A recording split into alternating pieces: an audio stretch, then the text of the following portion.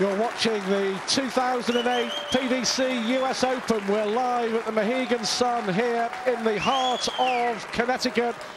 And we already have two men through to the quarterfinals. David Fathom, Canadian, now living in Phoenix, Arizona. Just far too good for Bill Davis, and Chris Mason grinding out an important victory for him over another American, Roger Carter. So it will be Fathom against Mason in the quarterfinals. Still to come, the likes of Phil Taylor, Ronnie Baxter, Hawaii 501 Wayne Mardle. And to round it all off on day two here in Connecticut, arguably the match of the round, it's Roland Shelton against Colin Lloyd. Right, let's get on with the action. The next match, we'll see Dave Honey appearing on TV. People may not know too much about him for the first time in a while. Played in the World Championships 3 years ago. Mark Dudbridge, a former World Master, former World Championship runner-up. Let's get on with the action and join our MC, John McDonald. Welcome back live. We're at the Mohegan Sun, Connecticut, USA. It's the partypoker.net, the PDC US Open. Coming to you live and exclusive here on Nuts TV. You're joining us for the very best in darts action. For the best of 5 sets, the best of 3 legs per set. Our markers at the board are Dean Williams and Scott Gibbling, and our referee is Mr. Bruce Spendley. Time to meet the players. Would you please welcome from the West Midlands, England, it's the menace to society, Dave Honey. And from Bristol, England, it's Flash Mark Dudbridge.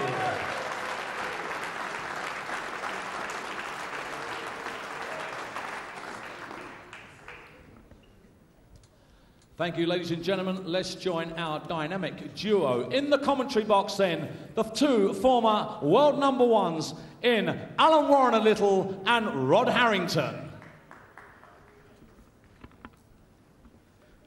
Well, I wish I was a former world number one, John. It's Stuart Pike in commentary here with Alan Warren a little. And it's Mark Dudbridge against Dave Honey for a place in the quarterfinals. And, well, Dudbridge has been...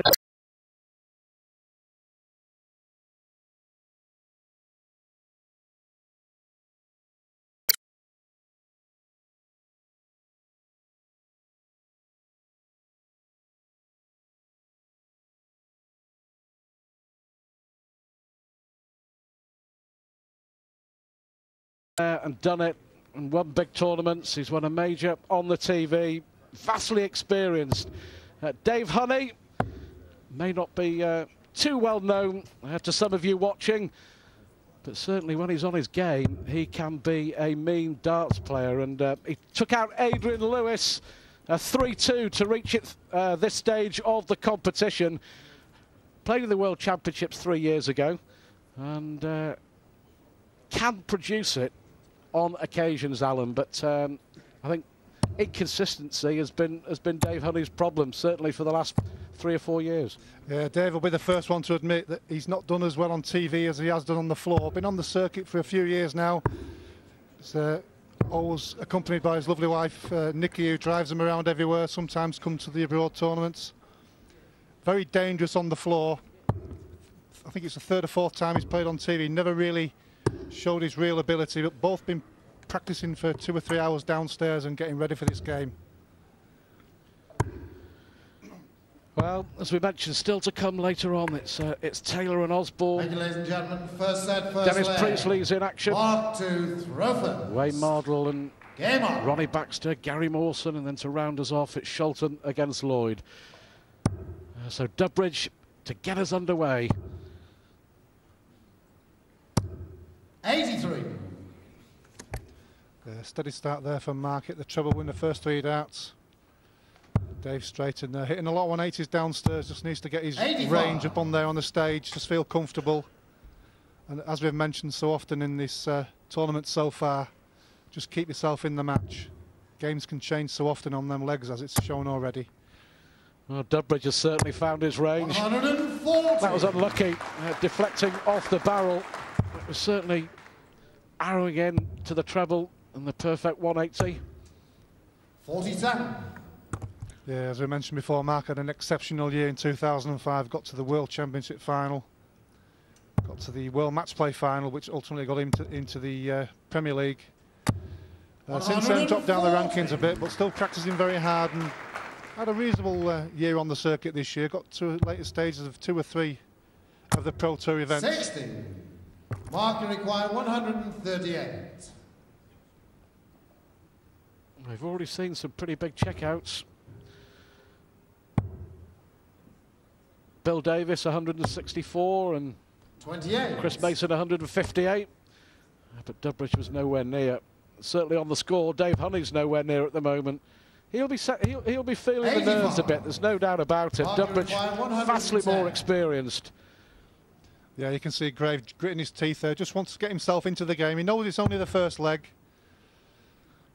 110 finish here. 10 for double top for the mat for the first leg to get him into the match. 90. Just underneath, but he knows he's going to come back to the board with Dave lingering back on 224.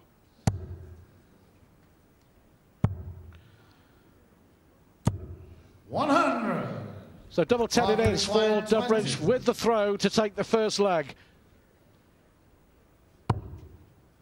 On the wire, double 5 it is. I was going to say, he had the option to go for one, but it was probably the best decision to bust the score. 98. Well, that's pressure. This time Dudbridge just simply can't afford to miss. Double 10 again. So often in the past, his finishing has been his Achilles heel. Well, he went high that time, but he went too high. Yeah, lovely adjustment there. Pressure dart because he dominated that first leg. He nearly made a mess of it, but a good way to win it. Yeah, certainly didn't want to give Dave that option of throwing for the double there to win the first leg when he wasn't in command of it. But he made amends with that last dart in the double 5. Certainly settled him down a little bit more because his scoring was very good in the first leg. His scoring's always been very good, but as you said, sometimes a double lets him down. But he'll be happy to get that 60. first one under his belt. Well, let's have a look at the throwing style of Dave Honey. Unusual, it really is straight on, isn't it? Front on, 60. high back lift. And the dart is actually going to the board from probably over the top of his head. It's an unusual way to go. Well, that's right. I think he's got a blue belt on his pants, but it's actually a black belt at karate, and maybe that's something to do with the way he throws. 42. Yeah, black belt 5th Dan, I think he is. He's actually one of the 81. the best exponents of karate in the country. He pretty good at darts as well. We'll see how good, I guess, over the next 15 or 20 minutes. Yeah, as mentioned before, he's been on the circuit for 2 or 3 years, and you know it costs a lot of money to go on the circuit nowadays. And his wife always accompanies him to most of the tournaments. Unfortunately, she's not here for this one, but you know it costs so much money now. He's been lucky that he's got some sponsorship from Colin Hall.